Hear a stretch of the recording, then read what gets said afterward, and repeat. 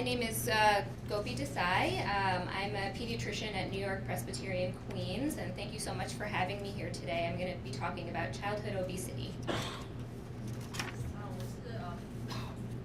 我是皇后医院的小儿科医生，我今天跟大家谈的是儿童肥胖的问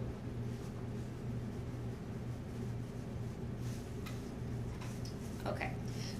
So today we're going to talk about a few things. So first we'll start out with talking about what is childhood obesity, how common is it, why do we care about childhood obesity, what are the causes, and how to prevent. So this is just an overview of what we'll be discussing today.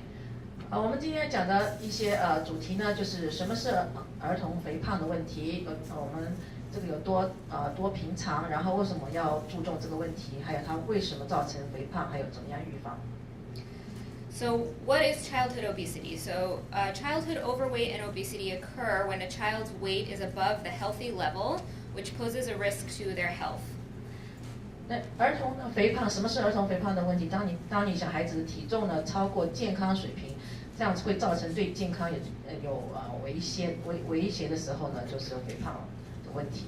In general, weight gain occurs when there's an imbalance between energy intake and energy expenditure. So energy intake is the food that we eat, and energy expenditure is when we do exercise, running, walking, all of those things.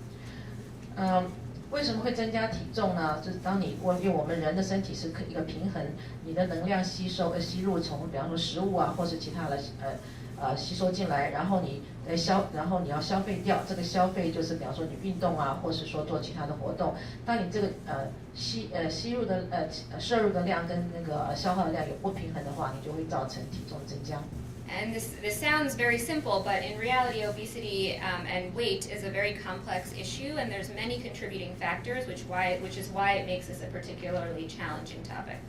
听起来是很简单，可是呢，其实肥胖是造成的原因是非常多，是一个非常复杂的问题所以有时候是比较困难去处理这件事情。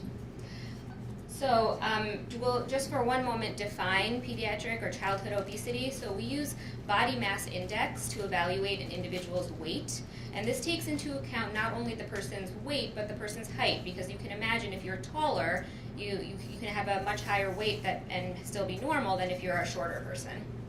我们在医学上怎么来定义肥胖呢？是靠这个身体质量指数叫 BMI， 我想大家都知道。因为每个人的体重呢，我们不能光看体重，因为还要跟身高有关系，所以高的人可能体重会高一点。For children, we use age and sex-specific BMI percentiles. So what that means is that when you go to the doctor's office, they'll tell you not only your child's weight and your height, but also their body mass index percentile. And that will give you an idea of where your child's BMI is in comparison to other children of the same age and of the same sex. 小孩子的话，我们是用年龄跟性别来决定他们的这个质量的比数来看他们是不是过重。那这个你去看小儿科医生的时候，他会跟你量体重，也会量身高，然后这个他会跟你讲你小孩子的这个BMI 呢是有没有超过这个正常。那通常当然跟跟男孩跟女孩也有不同，所以他们在男孩的话呢就是说，过重的话，就是 BMI 在85到95%之间。那如果说是肥胖的话，就是 BMI 高于95%。So for children, more important than the actual number is the percentile. And if you have a BMI percentile between the 85th and the 95th percentile, then you would be considered to be overweight. And if it's greater than the 95th percentile, then you would be considered to be obese. 所以对小孩来讲的话，那个体重本身并不是那么重要，最重要是它的百分比。它的百分比如果超过在刚刚提过，就是85跟95之间的话，就已经有点超重。如果高于95%的话，那就是肥胖。So this percentile is an important number, and I encourage you, if you have children or grandchildren, when you go to the doctor, to ask them what is the percentile of your child's BMI, so that you have an idea of where they stand. 这个百分比是非常的重要哈 ，BMI 是非常重要，所以当你带你小孩或带你的孙子去看医生的时候，一定要问医生他的这个BMI 的这个百分比在哪里。So childhood obesity in America is a very important problem, and about 17% of children and adolescents in America are obese, and this comes out to be about 12.7 million children. 在美国呢，儿童肥胖的情况是非常的这个严重，有17%的儿童呢或青少年属于肥胖这个族群，那差不多等于有12个 million 就12个百万就1000万人的小孩子是有这个肥胖的问题。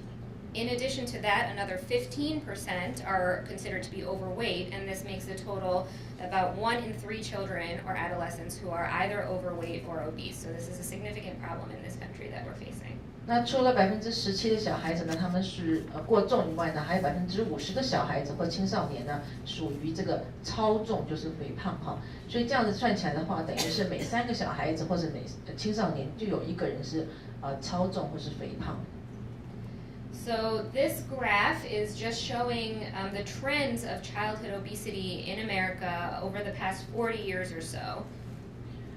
这个图呢，就是看在这20年来呢，这个小孩子肥胖的那个趋势。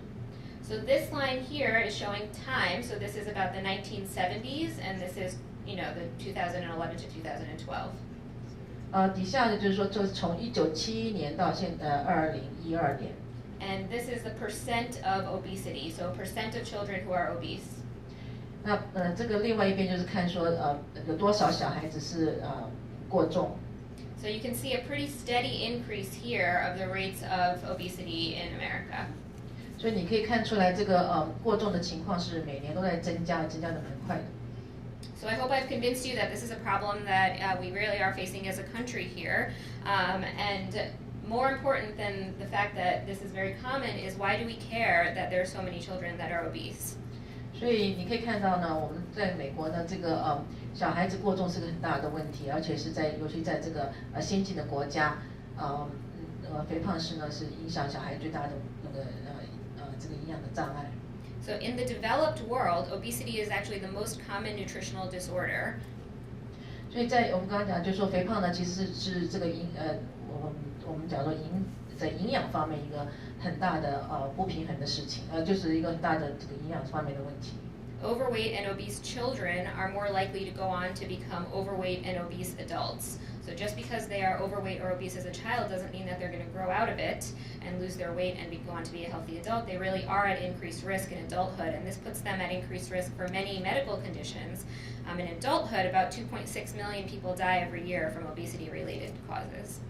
所以呢，如果这个儿童呢小孩子在小的时候呢就超重或是肥胖的话，长大之后呢就很容易就还是继续会超重会肥胖。很多人觉得说长大可能就会好，可是大部分的小孩如果说是在小时候就超重的话呢，当他们长大他们会继续是成为那个族群，就是超重或是肥胖的族群。那在美国呢，每年有260万的人呢死于跟肥胖有关的原因。所以这个是个非常大的健康的问题。So this is just to touch on some of the associated health problems with obesity, and there are many more, but children and adults who are overweight or obese are at risk of having high blood pressure, high cholesterol, diabetes, heart disease, different types of cancers, asthma, sleep apnea, fatty liver disease, gallstones, heartburn, joint pain and arthritis. You can have mental health issues like anxiety and depression, and kids but particularly often tend to suffer from low self-esteem and are victims of bullying in school. 这个如果说体重过重的话，会造成很多健康问题哈。我们现在看这单子上面有很多不同的问题，比方高血压、胆固醇高啊，心脏病啊、癌症啊。那尤其小孩子的话，常常会如果体重过重的话呢，会造成他们很多心理上的这个障碍，或是会在学校会遭到这个所谓的这个被欺负哈，然后也会影响到他们比较容易有这个忧郁症啊，或是躁郁症。那我们现在也看到很多小孩子呢，很年轻就青少年很年轻就开始有心脏这个高血压的问题。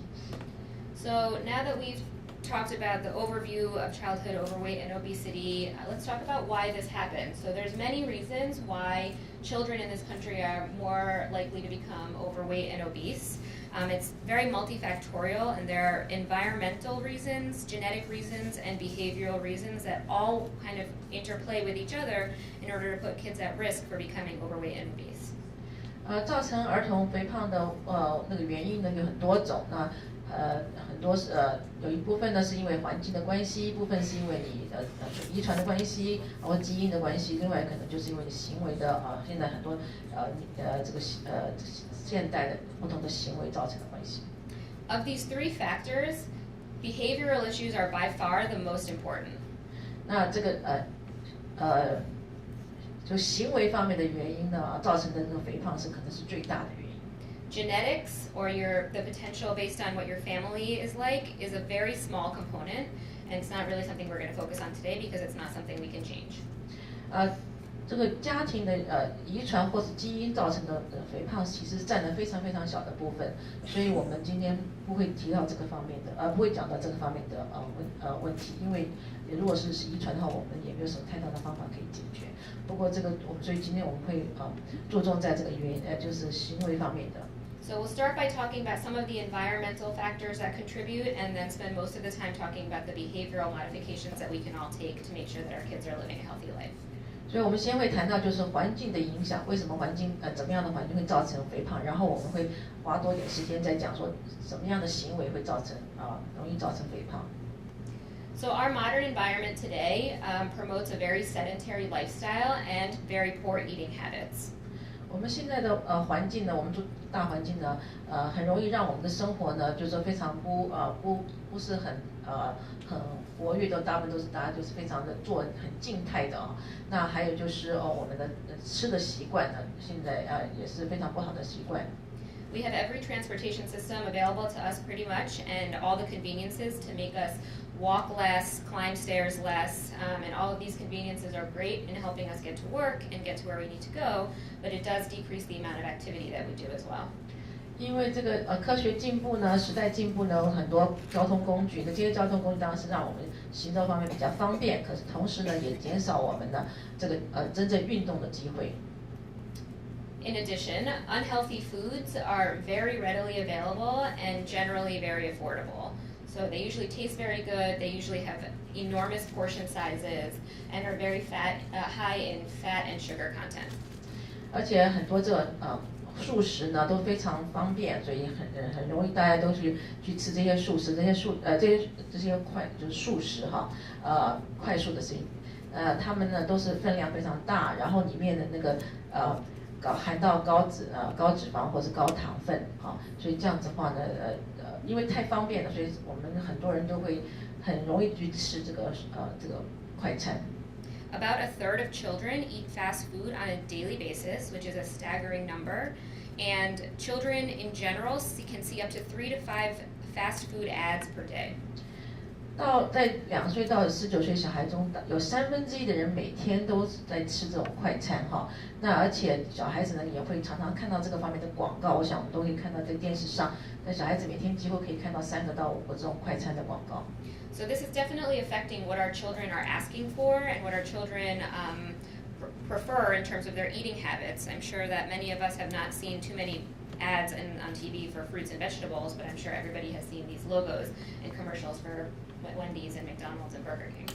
所以这些快餐的广告呢，是影响得非常大。我们因为小孩子常常看这个广告，然后就会对这些快餐呢非常的有这个印象很深呢。因为我们很少看到说在广告上有这个广告说这个蔬菜或水果的方面的广告。And then lastly, technology is great for many reasons, but it also promotes a very sedentary form of entertainment. 虽然说这个现在科技呢非常尤其是这些电脑的科技呢非常进步，所以这样在这种情况之内呢，小孩子也都比较变得不太就是运动，他们都是比较静坐的方式去玩这些玩具。When the mainstay many years ago was to go outside and run and play in the park, now more and more we find children staying inside to watch TV and movies, play video games, be on the cell phone, on social media, and so this is changing the way that we spend our time and our entertainment. 在以前的话呢，我们常常会叫小孩子出去玩到那个公园去跑一跑，或者到外面去运动跟玩球打球。可是现在的话，小孩大部分都是在家里头玩这些电子游戏。然后都不太，就是说就减少他们很多运动的机会。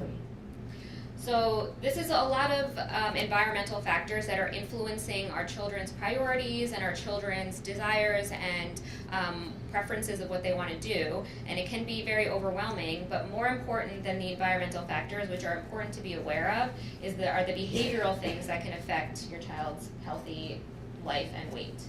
当然这些环境呢会影响到你小孩子的一些平常的行为，或者不平常的这些生活方式啊。那可是除了这个之外呢，行为也是非常重要的。So behavior, or the way that we act, is the major contributing factor to childhood obesity, and in my opinion, the most important because it is modifiable, so we can change what we do. 那行为呢是非常重要，因为它是会造成你小孩子这个肥胖的原因。可是这个好处就是说你可以想办法来矫正。For practical purposes, we can't change a lot of these environmental things, but we can change the things that we are doing. So the main components of the behavioral aspect are physical activity, diet, and screen time. 因为我们不太能够去改变的环境，可是我们可以呢改变我们的行为哈。所以我们主要是说我们要增加我们的这个运动量，然后改变饮食，那还有就是这个看电视或是看电脑这方面的时间。So we can start by talking about physical activity. So children and adolescents should be getting 60 minutes or more of physical activity per day. 小孩子呢或青少年呢，每天至少有60分钟1个钟头以上的运动，体能运动。This applies to adults too. 大人也应该这样子。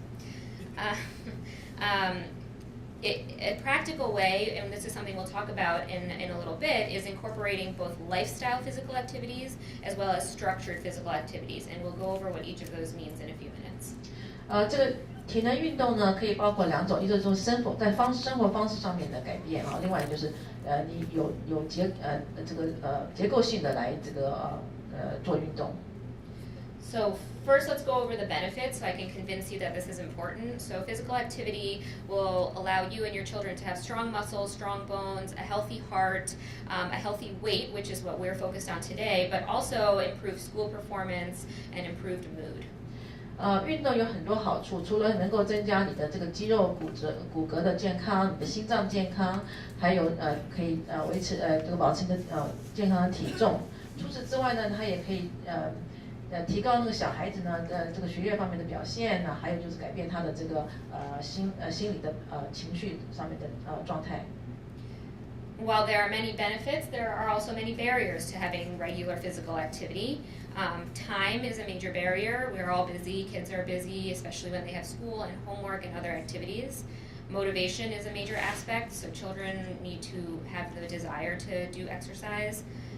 Access and space in New York City is a problem where there are not necessarily parks and green space on every corner. And then, of course, in this part of the world, weather is a problem where there's only a couple months out of the year where we can reliably go outside and play. 当然就是说要做运动是很容易，当然还有很多障碍呢，比方说时间呢，那每个小孩都很忙，他们功课很忙啊，还有一大堆课外的活动。除此之外呢，还有就是说怎么样让他们有这个动力呢去做运动啊，因为这个不是每个人都有这个原动力去做运动。那另外就是说我们一些资源，我们有没有这个环境，有没有这个空间哈，还有没有这个设备。那还有另外当然就是天气呢，因为尤其在纽约的话呢，这个好天气，外面能够在外面运动的时间并不多。So we as caregivers have to do what we can to overcome these barriers. So first and foremost, make a plan. So one recommendation or idea is to create a physical activity calendar where you write out what the plan is for physical activity every single day, and that will make it much easier to fit it in rather than trying to figure it out on the day of. In addition, having an indoor and an outdoor option in case it rains or snows or anything else is cold outside, at least then you'll have an option to have some physical activity inside as well. 所以要克服这些障碍呢，我们第一个就建议你说，先要有一个计划啊，要先定一个计划。那你这个计划就是说你这个运动的一个行事历，这样的话，如果你每天你如果先定好这个行事历的话，你就不会说当天再来想什么时候去运动。然后另外就是说我们知道这个室内室外呢有天气的关系，所以我们要选择呢，就是说怎么样有什么样的室内活动或室外活动的选择。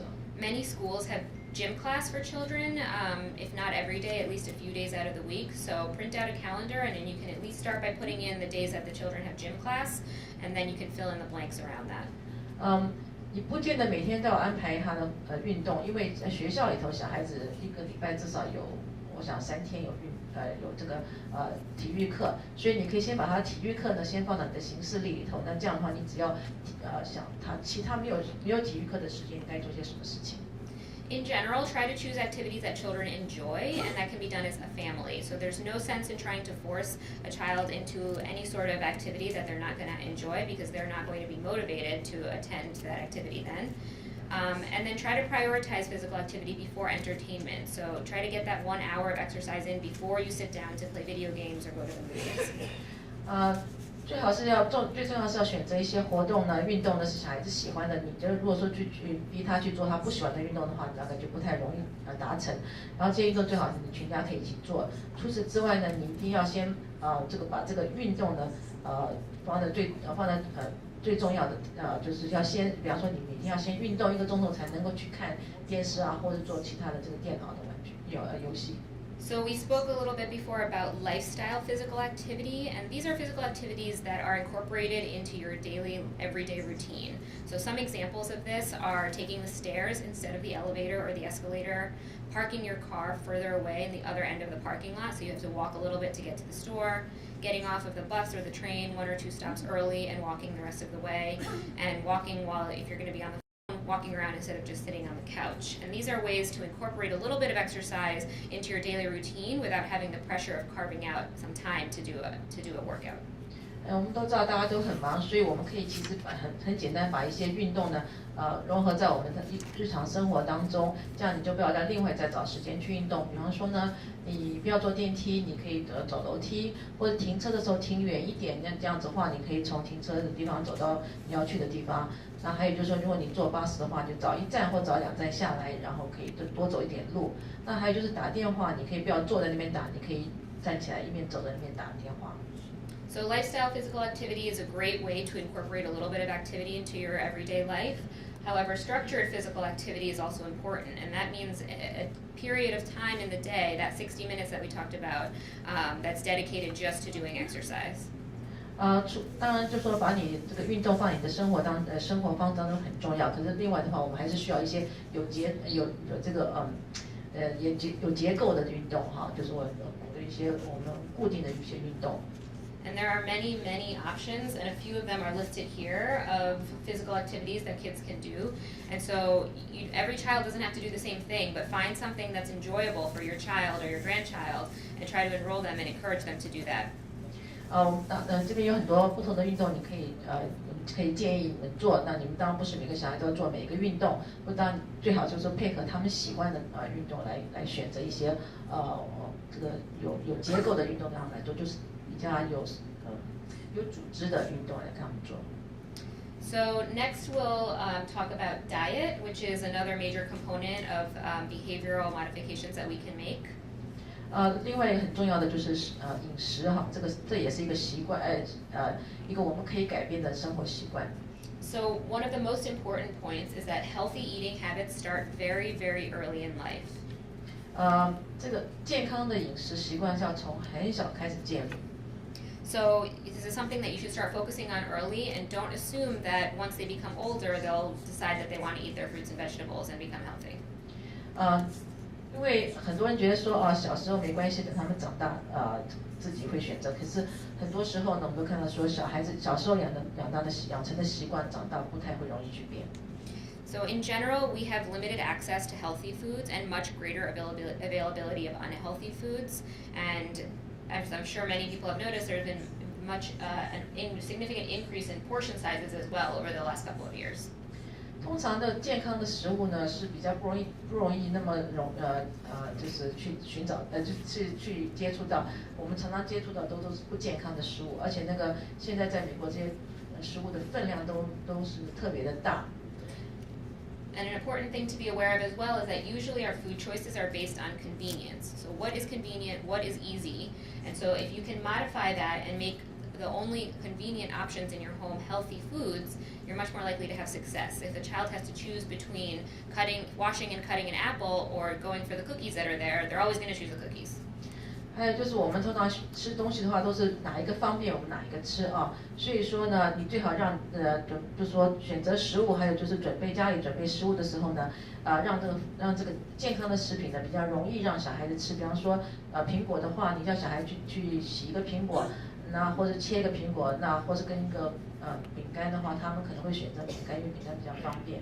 所以当你准备这些健康食品的时候，要想到这一点，就是小孩怎么样能够让他们很方便的可以拿到这些健康食品。So try to create an environment where the convenient options are also healthy in order to set your child up for success. 所以很重要就是说你要就算在你家吃东西的话呢，准备那些食品的话，最好就是说要能够健康的食品要能够方便，然后让小孩子能够就是说接触到的环境呢都比较是健康食品的环境。Okay, so how many people here have seen this before? 你们有没有看过这个食物金字塔 Okay, a few people. This young man here has. Okay, so the food pyramid is how we used to think about how we should be eating food, right? So in the bottom you have grains, breads and cereals, and then this level is fruits and vegetables, this level is meat, fish and dairy, and sugary foods on top. 通常我们都是就是这个吃东西的话，最多量的就是以这个面包跟谷类为主，然后再加上水果蔬菜，然后再少就鱼跟奶制品的量少一点，然后最上面就是含糖的食物最少。And this was meant to serve as a guide of how many servings of each of these foods you should have in a day. 这是让你知道，就是说你每天吃的量应该大概多少，每种不同的食品的那个量应该有多少。However, it's challenging to sit every day and count how many servings of every type of food you're having. 可是很不容易，就是说做父母去算，怎么样算，就到底应该吃多少量哈。You're probably not going to sit at lunch and think about how many servings of fruit you've had already throughout the day, and then make your lunch choices based on that, right? We talked about how our food choices are based on convenience. 因为如果你假如说你在准备食物的话，你要想到这个量怎么样来平均这些量，哪一个多哪个少是比较不是那么容易哈。So instead, we're trying to focus on a model called My Plate. So how many people have seen My Plate before? Okay, good. A few. So My Plate, instead of counting how many servings of each type of food you've had, which can be not really practical, think about this model every time you make a plate. So at every meal, at every snack, when you're making a plate, you should try to have half of the plate be composed of fruits and vegetables, a quarter of the plate grains, and a quarter of the plate proteins. 所以我们后来改变，就是说用另外一个方法来这个就是说作为一个方法来让父母呢准备食物的时候比较容易准备。就是说你如果在准备一餐的话呢，最好一半的那个餐点呢是水果跟蔬菜，另外呢1/4应该是谷类的或是那个淀粉质的哈，那有1/4应该是有关于蛋白质的食品。This is a lot of fruits and vegetables. 所以这样的话，你在每一餐里面都应该有一半的量是蔬菜跟水果。So the point here is that really the majority of all what you're eating should be fruits and vegetables. It doesn't have to be segmented like this. You can mix it all together after the fact. But when you're making your plates, try to keep this in mind, and instead of worrying about counting every portion of everything throughout the day.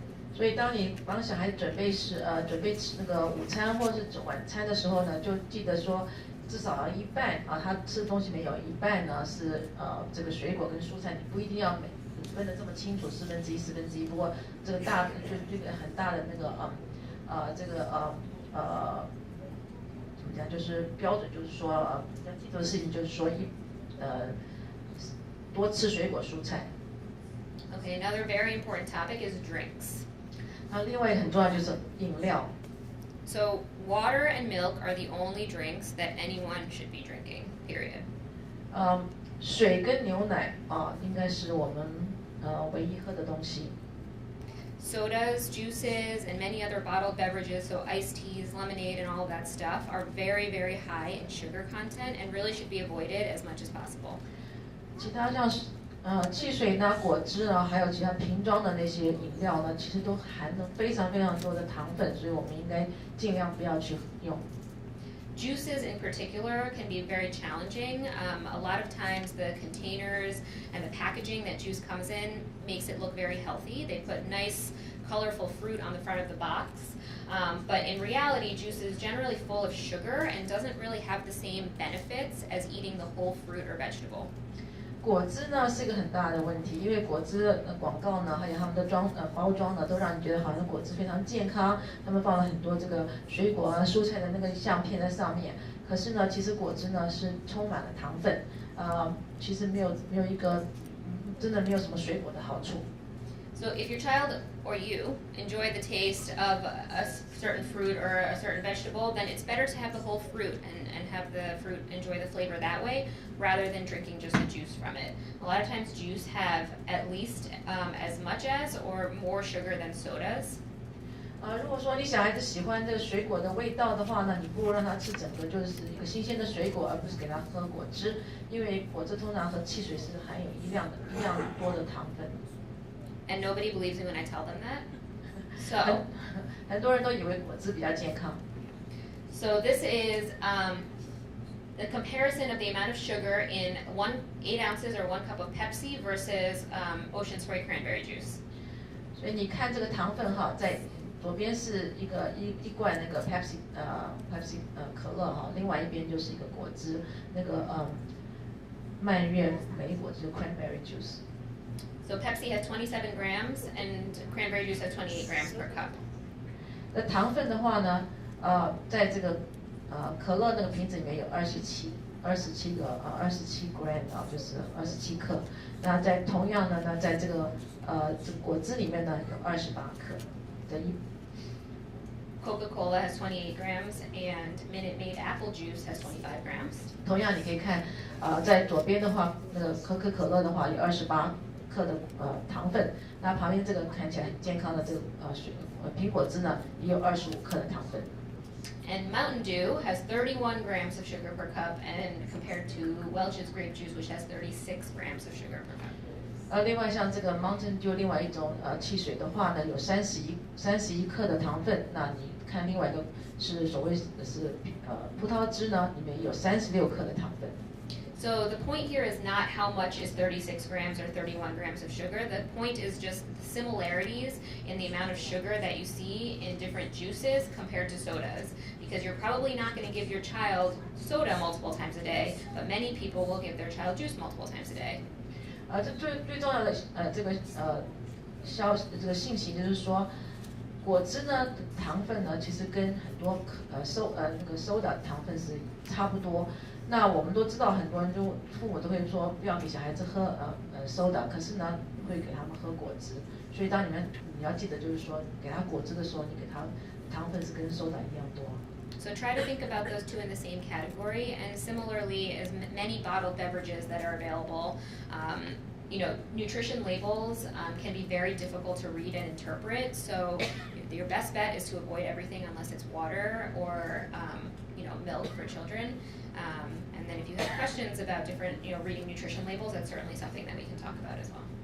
因为你去买这些饮料的时候呢，它上面都写了很多他们的营养的那个成分，那很复杂，你看可能不太容易知道它到底营养有哪些。那所以说比较简单的方法就是说，尽量不要喝这个果汁跟汽水，只要尽量喝水跟牛奶给小孩子。Okay, so some tips for healthy meal times that will help promote success at home. So go food shopping together and allow kids to make some food choices. So children like to go to the supermarket and pick things out, and if they're the ones picking out the fruits and the vegetables, they're probably going to be more likely to want to eat those fruits and vegetables once they're prepared. So involve children in the process, let them choose between whatever fruits and vegetables you guys are buying, and involve them in the cooking process as well. 另外一个建议就是说，你带你小孩子一起去买菜哈，那小孩子喜欢去这个超市，那如果说让他们来选择这些食物，他们如果说选择的东西的话，他们比较自己会去吃。而且呢，让他们一起来跟你一起做菜这样子，让他们增加，就他们如果一直跟你一起做菜的话，那可能比较容易吃这些青菜。In general, think about having a colorful plate and a colorful meal. So, fruits and vegetables or any foods that are very colorful are most likely the ones that are high in nutrients, vitamins, minerals, whereas foods that tend to be white or brown are generally less high in these vitamins and minerals and more high in carbohydrates and sugars. 一个很普通的一般的建议或是规则，就是说，颜色鲜艳的食品呢，通常都是比较多矿物质或是维他命。那颜色比较淡的颜色鲜艳，比方说那些水果蔬菜，比较多这些矿物质或是这个维他命或是营养分。那颜色比较白的或是比较淡的比方说像面包这些饭这些，就是比较多淀粉质跟这些维他命可能比较少一点。So try to have as many colors on your plate, and that can be a fun way to engage children as well, and challenging them to have as many colors as possible on their plate for every meal.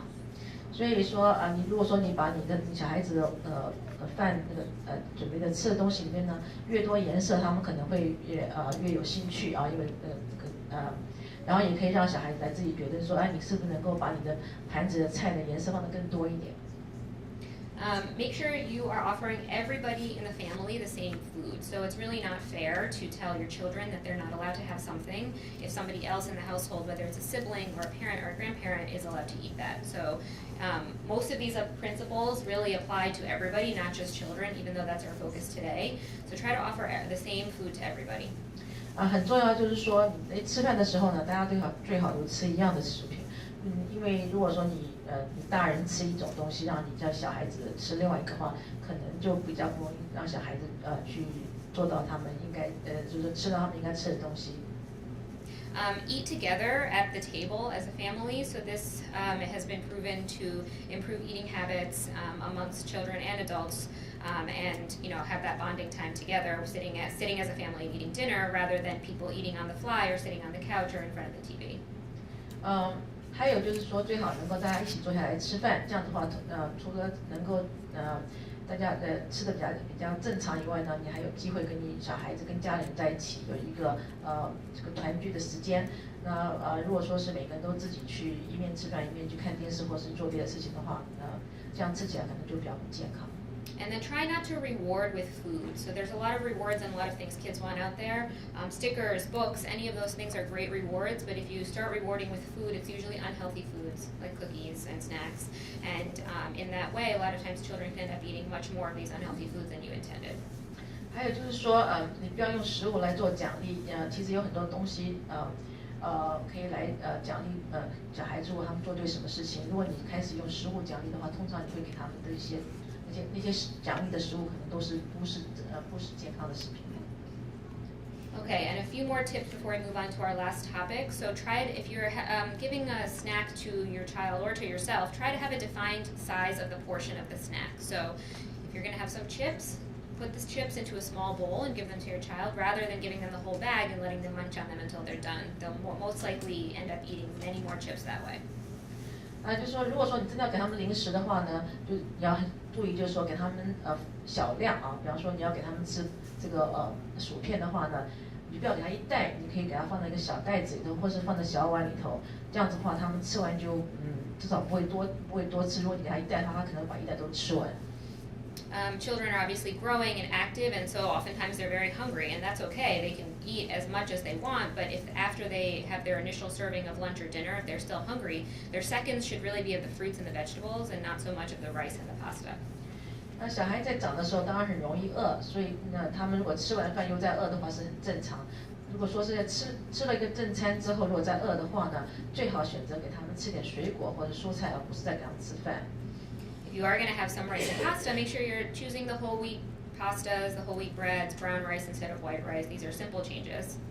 如果你真的要给他们吃这个米食的话，或者是面食的话，最好是选择，比方说是这个谷类的米食或者说是这个面食的话就是怎么讲啊，不是，就是说是那个不是白的面条，就是糙米类的。And then in terms of unhealthy snacking, just be mindful of and try to limit the unhealthy snacking throughout the day. Oftentimes, if children are eating lots of unhealthy snacks, they'll fill up and not really be hungry at mealtime where they're supposed to be getting their fruits and vegetables. So maybe consider having carrot sticks and hummus or nuts or something like that as snacks instead of chips and cookies. 如果他们真的要吃一些零食的话，最好能够让他们吃一点比较健康的零食，比方说是这个nuts 啊，就是坚果类啊，或是花生啊，或是说是这个是胡萝卜啊这些东西。And then if you have any concerns, you can always keep a food diary. You might be surprised at what you and your children are eating and not really realizing. So keep a food diary for a couple days and review and see what it is that what you guys are consuming. 我们还建议就是说，你如果说是你要不知道你给小孩吃些什么东西，或是不记得的话，可能最好写下来。然后你每次给他们吃什么东西写下来，你写下来之后几天再回去看看的话，你可能会很惊讶，到底你以为给他吃什么东西，可能他们说不是吃的嘛，或者吃的真的正常，就健康。In general, don't drink your calories. 最重要就是说不要把你的那个卡路里，就是糖分喝到肚子里头去。Most of the times when you're drinking your calories, it's sugar. 大部分时候，当你在喝这个有卡路里的饮料的话，都是糖分。Okay, so now we're going to move on to our last topic, which is screen time. And this is a unique challenge that we're facing with children today that we have not really faced in the past, as screens really are growing in our society. 最后一个题目呢，我想谈的就是这个看电视跟这个电脑的时间，因为这个是新的问题啊，就是我们以前没有面对过，这个最近这个是变成一个非常大的重要的问题。So this is an important thing to be mindful of. So increased screen time is associated with increased BMI. So you recall BMI is the measure of your weight for your height. 我们这科学上证明就是说呢，你看荧幕的时间呢多的话呢，是跟你的那个 BMI 也会跟着增加。Screen time is associated with inactivity and consuming extra calories. 你看荧幕的时间太多的话呢，通常呢都不太会运动，所以运动量会减少，然后呢你也会吃比较多的卡路里。And although our focus today is about healthy weight, there are many other negative side effects of screen time. So sleep problems, delayed language skills, decreased socialization, and lower academic achievement and poor grades. 荧幕时间多的话，也会影响到，除了影响到这个体重之外，也会影响到其他的问题，比方说睡眠的问题，或是说言语能力的这个可能会比较慢啊，讲话这些，还有就是说社交的能力也会降低，然后还有就是学校成绩可能也会比较差一点。This cartoon here is supposed to be a joke about children at play, which is just a bunch of children on their cell phones. And while it's supposed to be a joke, I bet if you walk out onto Main Street right now, you probably would see a scene pretty similar to this. 这个卡通你看，它是一个应该是一个笑话。他就说小孩子在玩的地方，你会看到小孩子玩的地方呢，大部分小孩都坐那边玩他的手机啊，或是说是这个玩他的那个游戏，电脑游戏。你觉得这个好像是一个笑话，可是如果你走在路上，或者你现在到公园去，说不定常常都是看到这样的情况。So screens are unavoidable. So here are just some guidelines from the American Academy of Pediatrics. So in general, it's good to try to avoid any sort of media in children under a year of age. 所以在美国这个儿科学会呢，现在有一个指引，就是说在1岁以下的小孩子呢，最好不要用这些数字媒体或是电脑。For children aged 2 to 5, up to 1 hour a day really should be the limit. And when you're watching TV or having your children watch TV or any programs, try to encourage them to really understand what's going on in the program and apply those concepts to real life rather than just passively watching.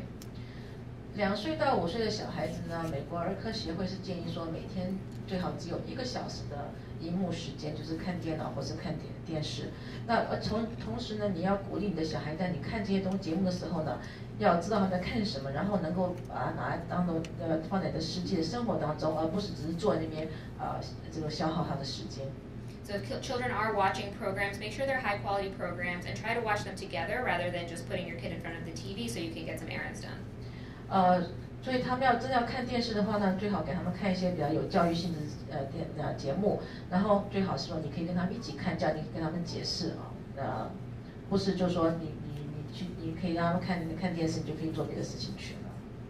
Try to avoid violent programs and try not to leave the TV on when it's not being watched. 最好不要看有这个暴力的节目，然后呢，不看电视最好把电视关掉，不要让它一直在那边这个打开着。Try not to use TVs and different types of screens to calm a child down. Children should have their own coping mechanisms and ways to calm down if they're upset that don't involve food or screens.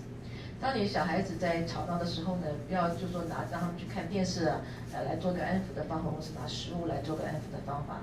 他们小孩应该学习到怎么样来控制他们的这个情绪或是烦躁。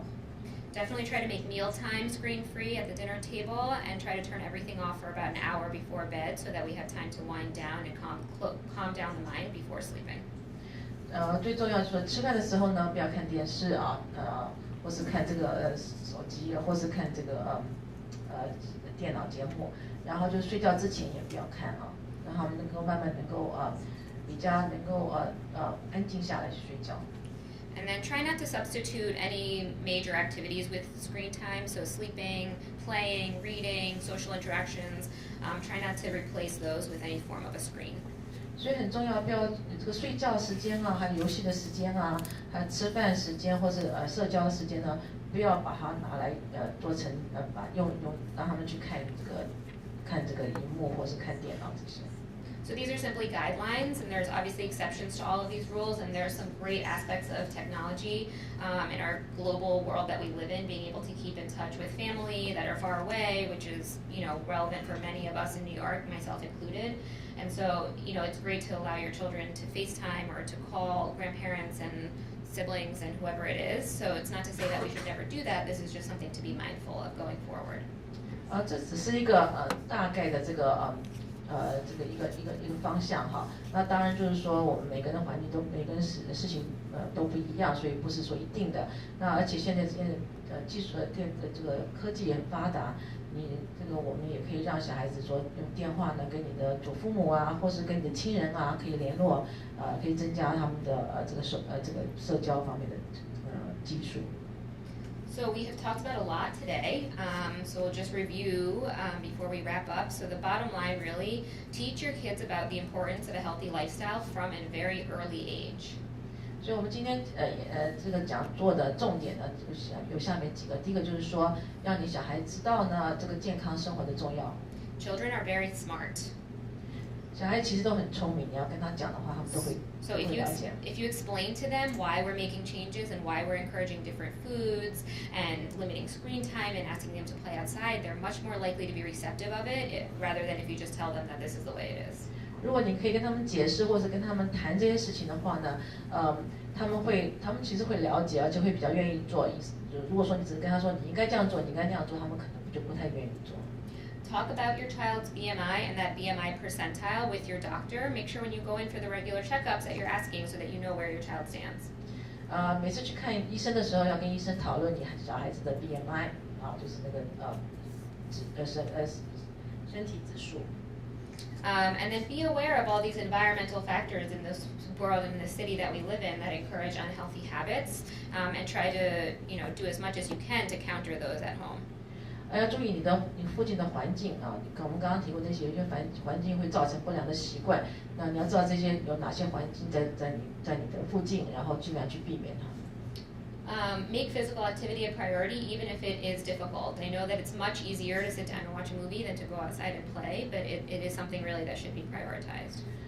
运动是非常的重要，当然运动有时候很难做到，就是定期的运动。不过我们一定要把它放在这个第一个优先因为坐下来看电视什么是比较容易的。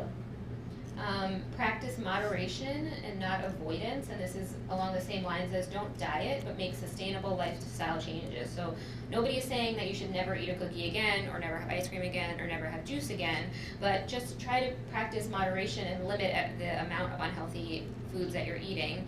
So perhaps instead of buying a, Costco size pack of Oreos, just get one pack every once in a while that you guys can enjoy together as a family, instead of having them readily available and becoming the norm.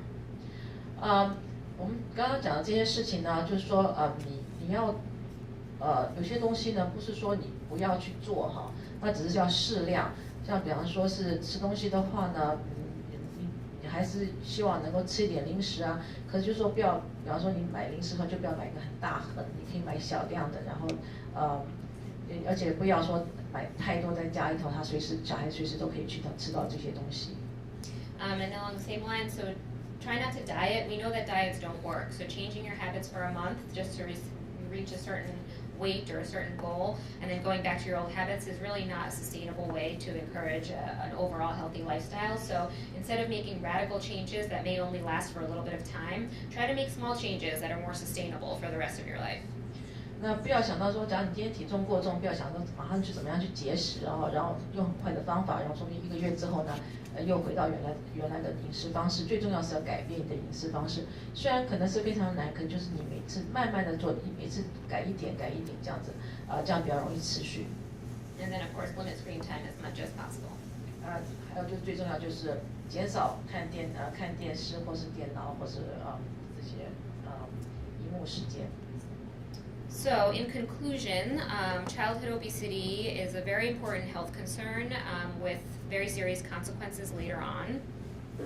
所以结论呢就是说，儿童肥胖是一个很严重的健康问题。然后如果说是肥胖的话，其实将来会造成很多严重的后果。